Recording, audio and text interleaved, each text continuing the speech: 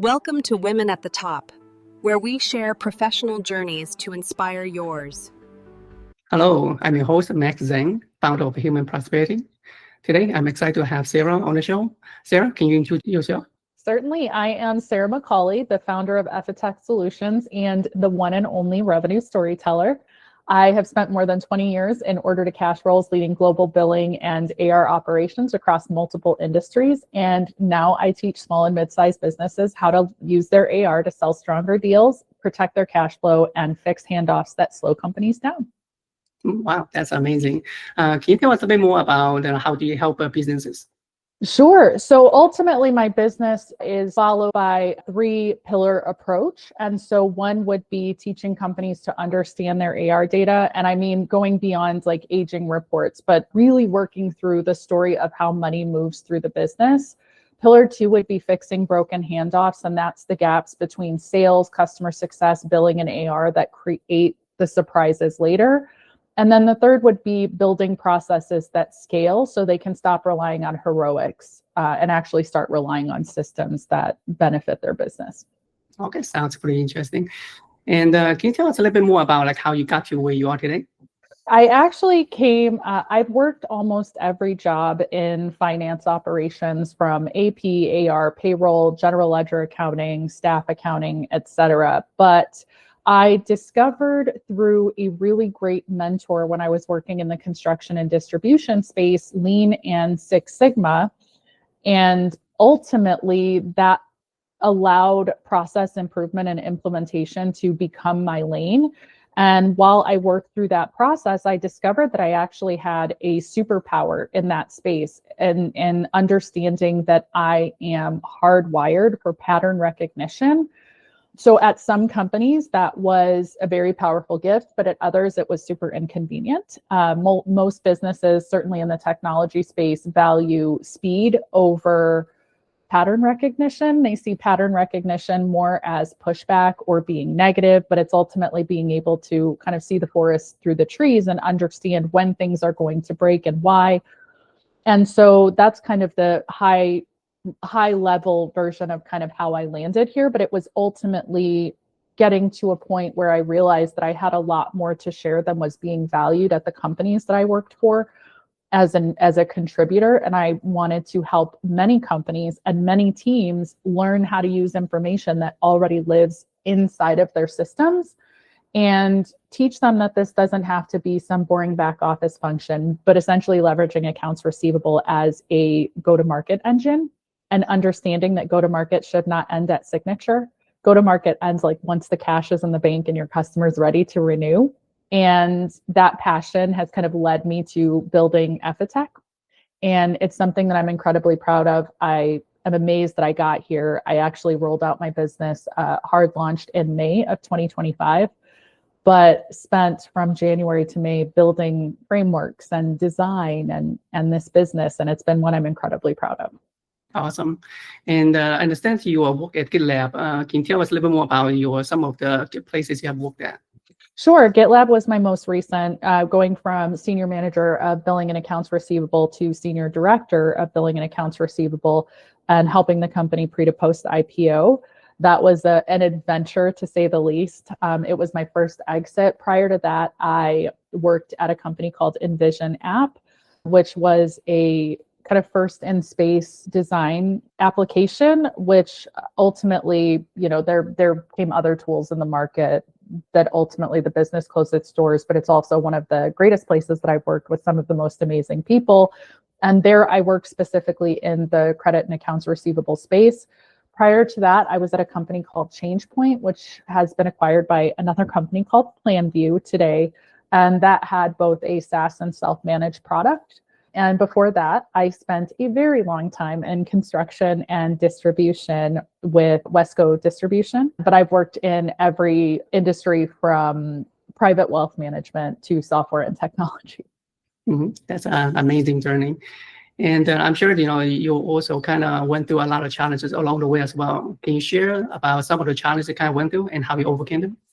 Sure. So there was a significant amount of challenges just in a growth and development opportunity, because many businesses see accounts receivable, credit, billing, all of these things as back office. And so the work that I do, I acknowledge was oversimplified and minimized by the organization. And oftentimes companies think that these positions are inexpensive and they can ultimately fill bad process and practices with people, which is very unfortunate because then you build teams that are essentially plugging holes and putting band-aids on things. Another hurdle that I personally was up against was in my presentation. I am not a yes man. I have opinions and forethought, and ultimately for me, I have no problem having difficult conversations or having good conversations and being present in spaces where sometimes that's not the most accepted thing, but I'm not here to prove anything. And if I'm working for a business, my goal is ultimately to protect the business. And since I work in a cash focused space, to me, you have to show up and be present. And so I would say that that's not always comfortable for people. So I often run into situations where I may rub people the wrong way in terms of how I show up, but always with respect, obviously, and always in places where I feel something needs to be said, but often that is, perceived as being aggressive, or, people want to have conversations about my tone or presentation, which ultimately for me, I don't believe if I were a man, I would be having those conversations. But it's very interesting, and it's something that I've accepted at this point, and I understand. But my goal at this point is to show up in ways that, one, will make other women around me feel confident. It will make other people around me, feel comfortable having a voice in a room full of people that maybe may not agree necessarily with your opinions. But my kind of food for thought there is that I don't show up to make things difficult. If I am opposing something in a room, it is because I have all the receipts. I can definitely understand, how hard it can be, to actually, be the person that's saying no in the room, disagreeing with the majority and things like that. And especially as a woman, that can be a very difficult situation to be in. But at the same time, it's also so important to voice your opinion, voice your thoughts, because only when everyone shares their thoughts, that's when we can actually get the most information to actually make that decision. So yeah, it's awesome that you're doing that. But yeah, at the same time, we definitely need to be a little bit more careful, depending on who's in the room and things like that. Right. And I think you have to know your audience as well, right? And I think that's a very equally important point to make. I'm just not used to being the quiet lady, right? Like that's never going to be who I am. But I am also very aware and realistic about circumstances, audience, and perception. So I also understand that there are edits that I have to make. And I don't think that's unique to women per se. I think that is just unique to being in professional spaces. But what's wild about that is through that process, I also understand how much women have to mask in professional settings and edit themselves down to, essentially being like a man to be present and feel confident in spaces. And so it wasn't until I left a corporate environment that I understood how much I was doing that and how much I was editing my presentation to make other people feel comfortable, and how much I was justifying my superpowers instead of embracing them and leaning into those things that make me special and make me, be able to leverage things in the way that I do.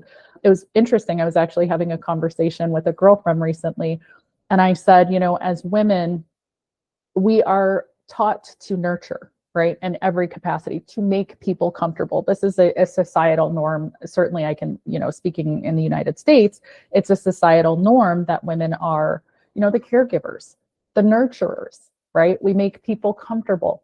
And I said, and it took me a while to give myself flowers and appreciate the things that I've done, the work that I've done, the people that I've supported. And I said, and I've gotten to the point where now when I think of things that are beautiful about myself, I think of my mind.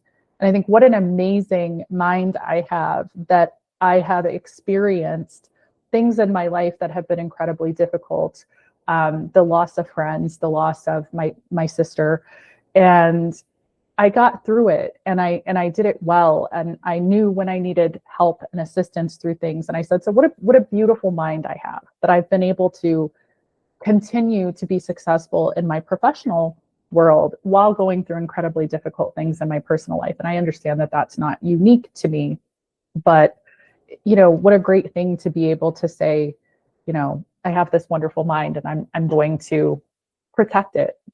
Yeah, 100%. Is your mind is is everything that you have. It's so important to help protect it. And as you said, that the way that you actually see things from a different perspective is so important. I mean, I'm sorry for your loss, but at the same time, able to see the different perspective to help you move forward. And I also want to touch point on the perspective of how you actually go about voicing opinions in the meeting as well, because a lot of people when they disagree with something, they kind of start with I disagree. Like that is kind of a non-starter. Like you're already kind of starting an argument. So many people jump into an argument about just want to be right and things like that. And that is going to be a losing conversation. Key to really share your opinion and share your perspective is to just focus on the perspectives. Like, hey, I have something to share.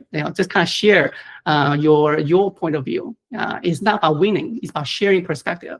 And when you share perspective, that's when you can actually win the conversation, or actually move the conversation into a different point, so that it's actually closer to a better outcome. You're absolutely right. And I think that's one thing where that's also the same reason why people have a fear of feedback, right? There is a negative connotation assigned to giving and receiving feedback, but I look at those moments as opportunities. It's opportunities to allow people to improve. It's opportunities to allow yourself to improve. And ultimately, those are things that are going to make a conversation better. They're going to build more trust. And you're absolutely right. I would never walk into a conversation and immediately go for an I disagree moment. Even though I might disagree, I think it's really important when you are being vocal in rooms and spaces and with leadership and with your team, that it is more focused around, okay, this is what I'm seeing. Help prove me wrong. Right? Help me understand, because, and I think that is also the difference. Like, I genuinely want to understand. So when I am being vocal in spaces or asking questions because I want to understand, I'm not afraid of sounding stupid, because I am genuinely looking for clarity. And communication to me is so important. And I'm going to ask questions that help my mind understand. And it's very easy for me to, I can see things from both sides of the coin, and it's very easy for me. So when there is a lack of clarity there for me, like, my focus in discussion is to gain clarity for myself. It's not to prove anybody wrong, it's to understand. And I think when you position communication from a standpoint of trying to understand, you're going to make other people feel confident and comfortable to have a voice. And ultimately, like, that's the kind of environments that I like to create, because I want everyone to feel they have a voice. I want opinions to be valued and opportunities to be gained. And I think when you shut down or come into conversations, like you said, where you're like, I disagree, that you're immediately putting people in a box, and you're going to make the next person not want to stand up and talk to you, right? So I agree with that. Yeah, awesome that you're making space for everyone to voice their opinion, and focus on understanding. And that's the key to true intelligence. Having an awareness, understanding, and then taking action once you have fully understand the problem. So awesome. And I understand you also have many superpowers. Tell us a little bit more about your superpowers. So I always say my superpower is pattern recognition. And it's very interesting, because this wasn't something that I knew I had as a young person. In my late 20s, early 30s, when I got introduced to Lean and Six Sigma. And as I was going through this process, I ultimately became the Lean champion for the territory of the company that I was working for, because I was like, oh, wow, this is amazing. I can see Like I can apply the way that my mind works to many, many things, and it doesn't have to be linear, right? Like there can be all of these opportunities to see all of these outcomes and variables, and there's a space for that. It's not just my crazy brain, right? So ultimately, as I started going through this, I started recognizing that when I was talking through challenges with team members and with other departments and started interacting more heavily with sales and engineering and product and technical teams, that it was really simple for me to see the solutions. And I didn't know what to call it. I didn't, associate pattern recognition with these things, but I just called it, oh, I can see the forest through the trees, right? I can see the outcomes before they happen. And ultimately what that allows me to do, and I always say that my brain is processing things in the background all the time. I think most people's brains are, but for me, it's in the sense of I am working through solutions in my mind, and I'm working them to ground in the background. And so if I suggest something, I might not suggest that thing tomorrow because I've worked it all the way to ground, and I'm like, hey, it's going to break here. And so it's very easy for me to see those patterns of when something is going to break. Now, this is something that I have done throughout a majority of my career, where I'll be working on significant cross-functional projects with my company, and I'll be like, hey, there's this problem, and it's not going to be a problem today. It's going to be a problem in 9 months. And here's why it's going to be a problem in 9 months, because this is where we're going to start getting into renewal cycles. And, this is when things are going to break because we haven't accounted for XYZ, right? And ultimately, how I realized this was my superpower is those points in time would happen. And I was like, man, am I psychic? No, I have really great pattern recognition. And so what was really interesting about this is that I would do this one time. Okay, fluke thing, weird, but whatever, maybe she just got it. Then it would happen 2 times, 3 times, 4 times. And then it became like running jokes in the companies that I worked with like, oh, another thing you called out. And it was really interesting because I started hearing that more and more, particularly over the last like 8 to 10 years. And I was like, oh, this is a thing. Like, this is genuinely a thing, which is crazy that it took me so long to understand that this was, in fact, a superpower, because I'm sure there is a lot to do with the potential for self-doubt, not being able to give yourself flowers, not being able to acknowledge that you have your brain works in an amazing way, or you're able to do things that maybe not everybody else is. And what's really interesting about this is years ago, I was working for a company out of Seattle, and I had a conversation with a technical gentleman that worked at the company, and he had been there, he had been in the industry for probably 30 years. And he pulled me aside and he said, Sarah, I want to share something with you. I want to share some feedback. And he's like, it might be tough to hear, but like, I mean it in the best possible way. And I was like, give it to me. Like, I want it, like whatever you can give me that's going to help me grow. Like, I want it. Right. And he said, you say the word obviously a lot. He said, and I get that things might be obvious to you. He said, but they are not always obvious to the people around you. He said, so I would just consider, instead of saying obviously at the beginning of a sentence, say it at the end. Give people alternatives and say, hey, we should probably do this, obviously. He said, because it just changes a little bit of the tone in your statement, which again, tone, right? Don't be too strong with tone. But it's really interesting because I did not realize that those things were not obvious, or that the way that I could come up with solutions was not obvious to other people. And I'm certainly not alone. There are a lot of people in the world that see pattern recognition as a superpower for them. I'm just leaning in. Like, I get it. I understand that this is where my strength is.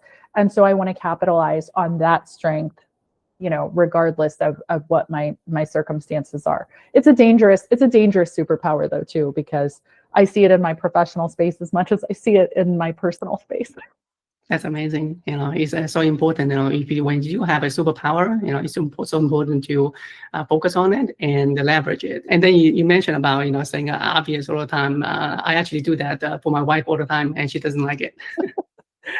I didn't realize it was such a polarizing statement.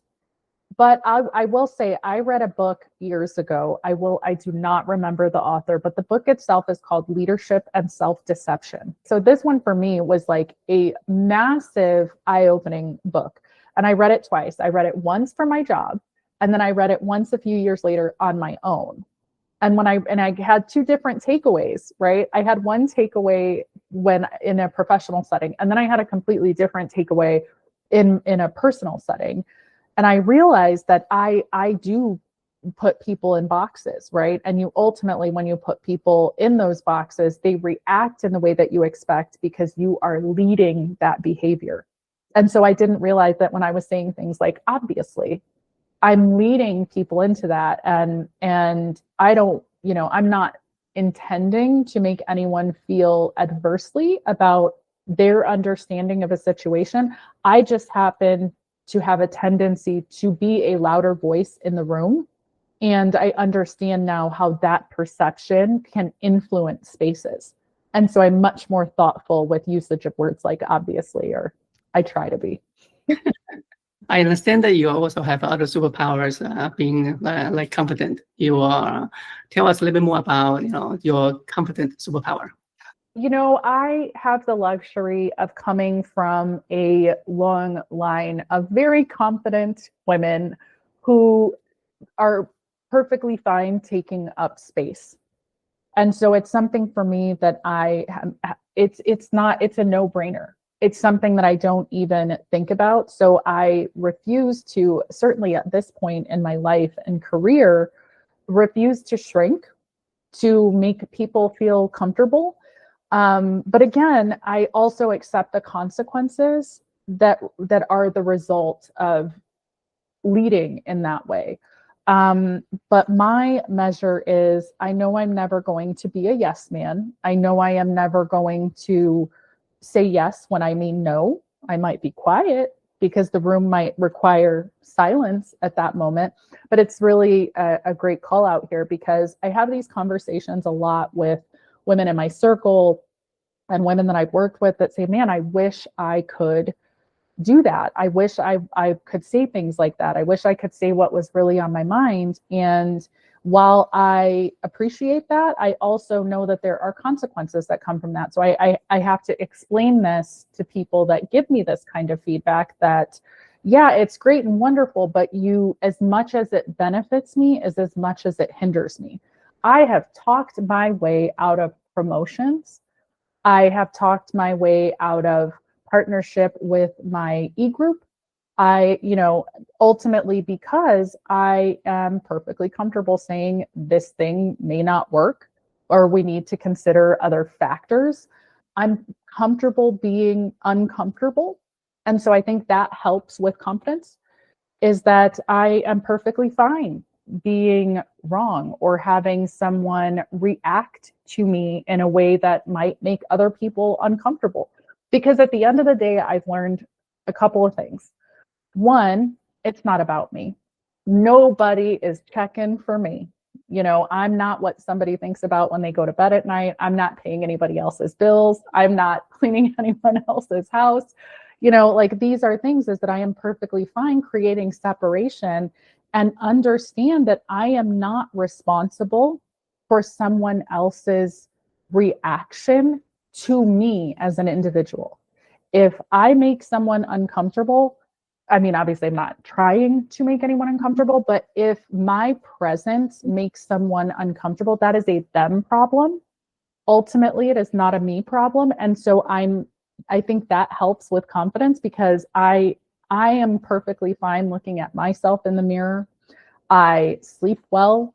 I'm comfortable with the decisions that I make because I know that I am making decisions in a way that is right for myself, in a way that is right for, when I'm working in a professional setting.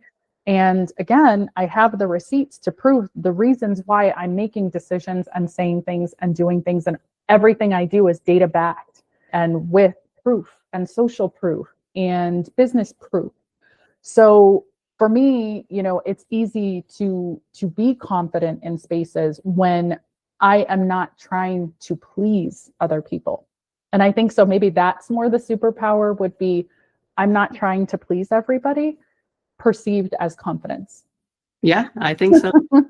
Definitely agree. So the confidence, is really more about something that you can build over time. A little stone there, where you actually, have success there, and based on how well you have done, and based on those successes, then you become way more confident. And a lot of people, they not confident because they just have not done much yet. They have not actually shown their success. They have not shown that their decisions is actually leading to a better outcome. So, but when you actually have data backing it, that changed the story, and that's the key, is having data, in terms of successes, and in terms of the actual data behind the decision that you're making, and that's when you can actually be confident in saying, because you're not really being confident per se, you're simply just stating the fact, like, hey, this is what the data shows. Exactly. And I think, to add to a point that you made earlier, you also have to be comfortable when people don't choose your decisions. That those are not personal. In some cases they might be, who knows, but that's not personal. So I am perfectly fine providing receipts and data and information. And I'm also completely comfortable with, my boss and my leadership telling me to kick rocks, that I got to do it anyway. I got to do something the other way anyway. I'm okay with that. I'm like, okay, I gave you the information. You are choosing not to lead with that information. I'm good with that. Like, I don't, to your point, like, I'm not going to fight to be right either. And I think there is a level of confidence that comes with that when you're finally at a point in life where you're like, okay, I don't need to be right. I don't need to, dig my heels in and lead from that hill. Unless it's my company and my name is on the door, it's fine. And I'm comfortable with that too. So I think that's also a lesson that, we can all subscribe to, is you can have all the data in the world. You can have all the proof in the world. If somebody chooses not to take it, again, that is not a you problem, right? It's a move on, do the next thing, right? Don't hold on to it. Yeah, definitely. Yeah, I understand that you lost a sister, and a lot of people, also have gone through similar things. And at the same time, I know it affects you personally, but at the same time, it also affects you professionally as well. So if you're comfortable sharing, would you kind of share a little bit of that and how you actually go about managing that and how you move past it? Sure. So my sister and I were very close. We were 15 months apart. And she was my other half to my person, someone that I thought I was going to grow old and live with, drinking wine on our porch, scaring neighborhood children together. Unfortunately, she passed away when she was 24 due to accidental carbon monoxide poisoning. It has been wildly 20 years, which is crazy to think about, because the memories and the emotion in that, it still is really heavy for me. It's an incredibly heavy thing. And ultimately for me, looking back and doing the work that I did in, therapy and various other things that I did, some great, some not so great, right? I did lean into alcohol at certain points in my life. But for me, it became there was a lot of understanding that had to be gained from that, and understanding that, life has to go on. So for me, my solace and which this is also a detriment, I realized later was not the right approach. I poured myself into my profession because coping and dealing with all of this loss, personally, was incredibly difficult for me. So I was always professionally very successful in my career, in the work that I did, in developing myself as a professional. So I did pour myself into that as an outlet, which I realized later was a coping mechanism. And it was something that was probably not great for me, because it took me a long time to untie my identity from my title, right? From the work that I do. It really became about the acceptance of of that loss, but I also tried to fill that hole in any number of ways with people. I was never going to have my sister again. I was never going to have this other half of my person. Now, keep in mind, we grew up together, shared bedrooms together, went to school together, went to college together, lived together after college. I mean, she was my other half, the person that I called when I saw something weird on the street. And I grew up in Chicago, so there was a lot of weird. And so I grew up with these, oh my God, I have to call her when I get home. And so there's a lot of blank spaces that are still there. 20 years later, there are blank spaces that I still like, oh, I want to call her. I want to talk to her. I want to have a conversation with her. And, I did hear from someone years ago that, trying to help me kind of go through this experience. And they said, sometimes people live fast lives because they know they are not long for this world. Whenever I get solemn about those moments, I really lean into that, because my sister did live an incredibly fast life. She was the one that did the crazy things that you were like, I could never. She'd hitchhike across the country. And in the 90s, probably not the safest time to be hitchhiking across the country. So, but I lean into accepting that I have all these wonderful memories with her. There are also a lot of not so wonderful memories. My sister struggled with mental illness. And I think, at that time, it wasn't something that people talked about, wasn't something that you kind of dealt with. It was something that was swept under the rug and very hush hush. So I've gotten comfortable with my own mental health as a result of this, and acknowledge that, there were things that I did that enabled my sister, but I was also a very young person too. I mean, we were only 15 months apart. So I was also very young. So I have to accept that my actions enabling some of that behavior, I can't go back and change. So there's a lot of acceptance that comes with grief. But everybody grieves differently. I poured myself into my work and became a massive workaholic and tied every piece of my identity to my profession, which then I spent, 10 years later, I spent 10 years untangling. So I feel like, when you experience losses that are so impactful to your life, it is a constant act of building off of that, right? Foundation has a hole, and you accept it and you build over the hole. And I know that nothing is going to fill it. And so I accept, and then I find comfort in the good things that I did have, and stop being angry with myself or disappointed with actions that I took when I too was a young person with very limited tool sets to be able to deal with things like that. So it's unfortunate though, because I don't think it's something that my parents have dealt well with either. And now I understand, I have to talk about things. I have to get them out. I need to accept to be able to move on. Yeah, definitely. It's not an easy thing. So thank you for sharing that. And as you said, it's important to start with acceptance, and at the same time, different people have different ways of grieving. So it's important to just kind of go through that process. But at the same time, it's also important to make sure that you do keep on moving on. Because you cannot just stay at the same spot. And at the same time, the people that passed, they don't want you to stay in the same spot. They would want you to move on as well. So they would want you to be happy. So for me in particular, making space for those conversations keeps her memory with me in a way that is uplifting, right? I can talk about her because I loved her, right? Because this was the other half of my person that took me years to become whole after the loss of. So to me, yes, it is a sensitive topic, but it's one that I enjoy talking about, because the more that I have those discussions, the more that I see how far I've come, and the light that I see that circumstance in is completely different today than it was 20 years ago. Yeah, and that's the key. It's really to kind of focus on those memories, those good memories, and at the same time, as you said, to really be open to talk about it. Because if you're not open to talk about it, that means it's something still holding you back.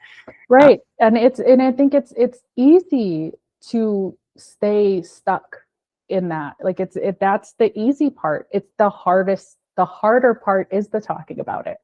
But I find that the more that I do it, the more that I appreciate what I had, not something I'm willing to feel sad about, because I had the luxury of having, a sister that I was another half of me, and not everybody gets that opportunity. And I have I have another sister as well. And I moved halfway across the country so that I could get to know her better, because I thought, well, I have another sister that I have not, she's 11 years older, and never really had an opportunity to engage with her. So I picked myself up and moved halfway across the country so that I could get to know another side of my family.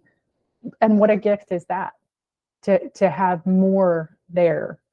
So I'm really, I don't want to say grateful for that loss, but I learned from the loss in such a way that, now I'm much more open, versus, when I lost her and I felt like I lost a part of myself, there was a significant portion of my identity tied to having this other person. And so having to find that identity again, crazy, right? Like, what a weird thing to have to do at, 25 years old. Now I have to discover who I am without this other piece. I had the opportunity to go through those things and come out the other side really, really okay, which not everybody does. And, I have to be grateful for that. And that's why I said, like, I love my beautiful mind. Like, it has allowed me to understand, accept, learn, grow, keep moving, keep learning, keep being open to learning. So I'm grateful for my experiences, the good ones and the bad ones. Yeah, and that's definitely an amazing mindset, to be able to see, the life challenges as an opportunity to actually grow and become better and become stronger. So how do you go about developing your amazing mindset? It is a lot about acceptance. And I think I have a lot of duality in my mind, where it is, and again, this works for me, may not work for everybody, but like I said, I have a lot of duality in my mind, and then I am able to take things apart. I call it, like, I'm going to unplug this for right now, and I'm going to plug it in the background. And so I can process through things without reacting first. Sometimes it's a very quick process. Sometimes it takes more time. But essentially what I like to do is I like to sit in those moments, right? So whenever I'm having difficulty, or whenever there's a challenge and something that I'm trying to figure out, I like to unplug it from the front and center so that I can continue to move forward. But I plug it in the background, and I let my mind kind of continue to work through that so that I can understand my reactions, my trigger points, like all of these instances where I might want to react in a very unpleasant way. But instead I can say, okay, this is not about this situation. There's something in it that is causing me to react in that way.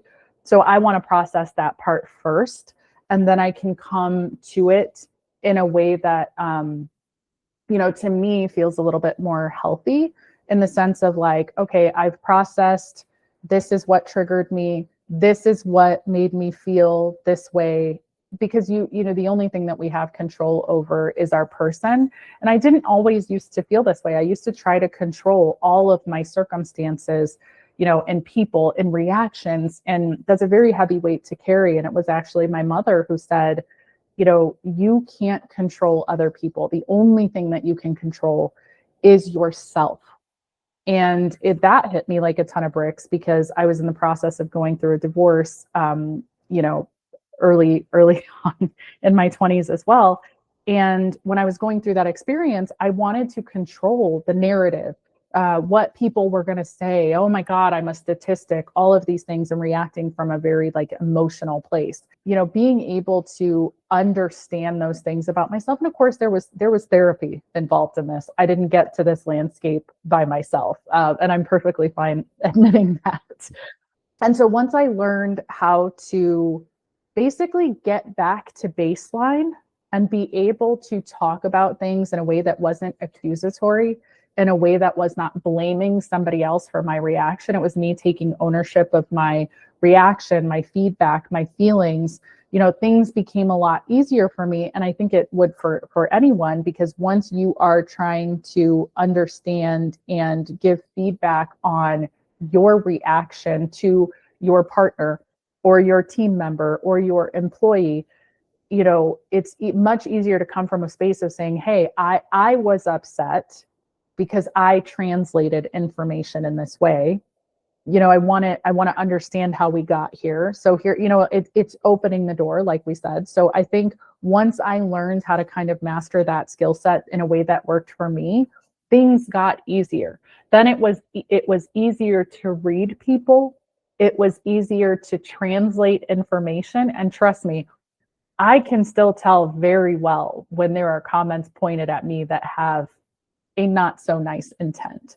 I am not numb to the fact that people's intentions are sometimes not good, right? And I'm very well aware of that, but that doesn't always need to be said, right? I can take that with me, understand what I am up against and what I am dealing with, and handle it in a way that is the most effective way for me. So while that may not work for everybody, it certainly works for me to kind of process through and understand, okay, I was triggered. Yes, it came from XYZ person or XYZ thing, but is that really the problem? Or is it the content that triggered me, and why did it trigger me? And so I work really hard to try to understand that. And I work hard to give that space. And it's an everyday practice. I wish I could say that I do it well 100% of the time, but my goal ultimately is, how do I bring myself back to baseline in the quickest way possible, so that I'm able to process through things in the most effective way and not attach myself to the outcome. Yeah, I mean, it is a great answer, and I can definitely understand that. It's something that I also struggle with, myself as well. Even though I coach people, to upgrade their highest level, but at the same time, I'm also going through that learning myself. And the key to that, as you said, is really about focusing on the awareness. Once you are first, you have to be aware of what's going on. If you're not aware of it, you cannot do anything about it. And after you're being aware of it, then you have to think about understanding it. Okay, how is this triggering it? Why is this being triggered? Where is it coming from? And finally, the third thing is really about taking specific actions against it. Do I take action to it, or do I just do nothing? So like going through those three areas, being aware, understand, and also manage. I mean, that is the key to true intelligence. So I have one last question for you. What's your dream? I want to answer this in two parts, like personal and professional. So I'll start with professional, and then we'll get to personal.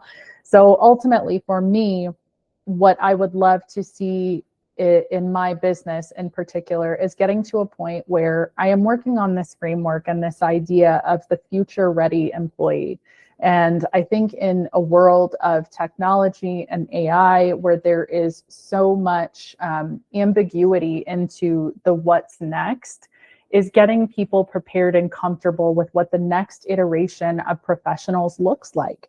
And to me, that's such a critical juncture to make people feel comfortable in their roles. Now, for me in particular, I really, specialize in accounts receivable and billing and the order to cash cycle. So conceptualizing right now is hard, because I don't want to limit to just professionals in this space, but rather professionals in any space, particularly in industries that are older and maybe a little bit more comfortable and used to doing things one way.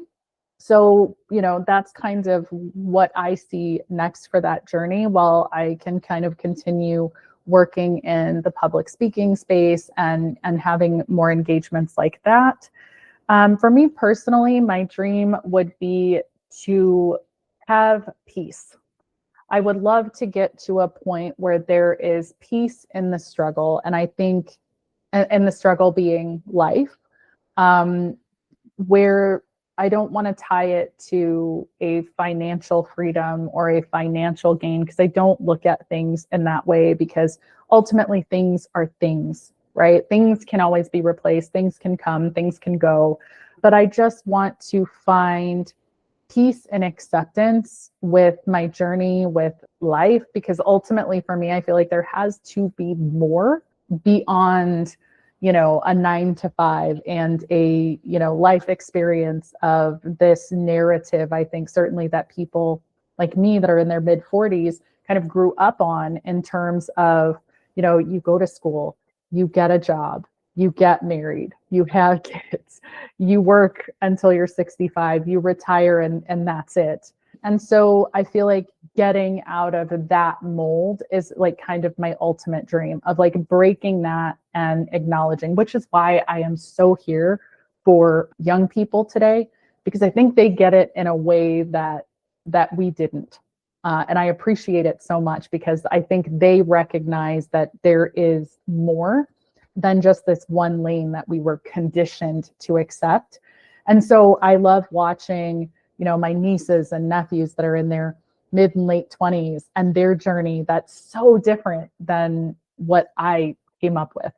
And so ultimately for me, it's like peace in that space of like, I want to get on that level of it isn't about go to school, get a job, those things. I enjoy those things. I love working. I think I'd be bored if I didn't have it, but there is so much more, right, to the world and to experiences and to learn. And so I just kind of want to continue to learn. I want to grow to I want to be Zen, I want to have that Zen moment where these things are just natural to me versus really having to put in this work to kind of get there. But that too in and of itself is a learning game to get there. But I want to be like Zen, monk level Zen, That's an amazing dream. And yeah, definitely, the struggle is actually the pathway towards the Zen. So, so thank you for sharing your journey to inspire others. Thank you. And thank you for having me. And I would just say, like, from me as the kind of like mission would be to choose rooms that value your mind, because I feel like the right ones won't ask you to soften or quiet down. They rely on what you think. And I would also say, like, protect your energy like it is your most valuable asset.